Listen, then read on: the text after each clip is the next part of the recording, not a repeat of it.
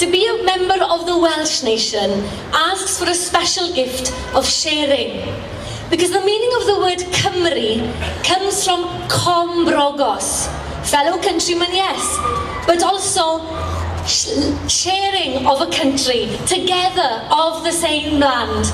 And this sharing isn't a sharing between each other, not this little bit for me and that little bit for you, but a sharing with one another. All of Wales for all of us. And we've got a lot of things to share. We've got a history to share, we've got a culture to share, a tradition to share, and a story. And though it's very difficult to know where that story began, the good news is that there's no end in sight. Let's make sure that this middle bit of our story lasts for a very long time. Mae yn bryd, cofiwch, wedi dweud hynny I ddechrau pennod newydd. Mae'n bryd I ni fod yn awduron ar bennod well. Mewn cenedl sydd yn ymfalchio yn y ffaith mae wared teg yw un o'n nodweddion ni. Beth amdani bobl? Isn't it time that we demanded fair play for Wales? We like to think that we're the nation of the wared tegs. Well, where is the fair play for Wales? I'm not a politician, thank goodness, but I do know that it can't be fair that we say there's no money for health. There's no money for education, there's not quite enough money to make sure that the languages of Wales prosper, and yet there is money for war. And there is money to factory bombs that aren't going to make people better, they're not going to educate people, they're not going to give people the gift of language, they're just going to kill people. Dewch bobl, mae'n bryd I ni ddechrau hanes newydd, pennod newydd yn yr un hen stori. Gair arall sydd yn ymwneud â'r Cymru yw heddwch. Anyone who's been to the National Eisteddfod will know that the other great word in Wales is heddwch, peace. Let's be a peaceful nation. Let's dare to be different.